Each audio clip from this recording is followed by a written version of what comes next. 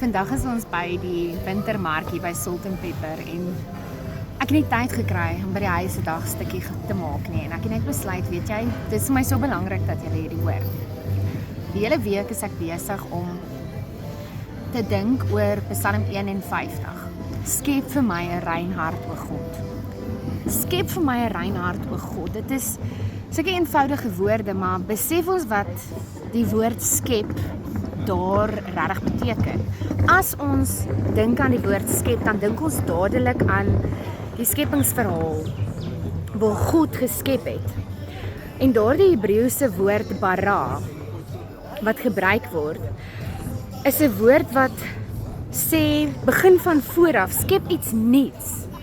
Maak heeltemal nuut my hart, Here. Begin van voor af, hierdie hart wat vol sonde is, hierdie hart wat seer gekry het. Geef my 'n nuwe een. Geef my 'n nuwe hart.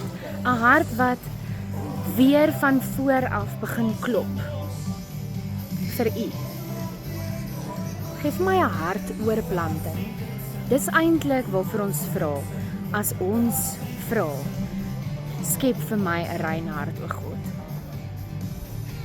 As jy 'n ander hart wil hê, 'n hart wat nie meer seer is nie, 'n hart wat nie meer al die verwyte, die pyn van die verlede wat saam met jou stap, wil saamdra nie, vra vir die Here vandag, skep vir my 'n rein hart, o God.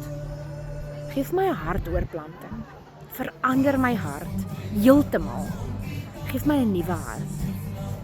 Hierdie is nie iets wat onmiddellik gaan gebeur nie. As ek en jy vra, geef my hart oorplanting, dit is 'n proses. Die ou moet uitgehaal word.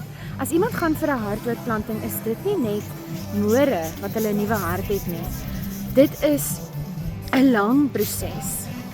Dit is 'n bitter baie lang operasie. Begin vandag. Vra die Here elke dag. Praat met die Here en stelselmatig gaan jy 'n hartoortplanting kry.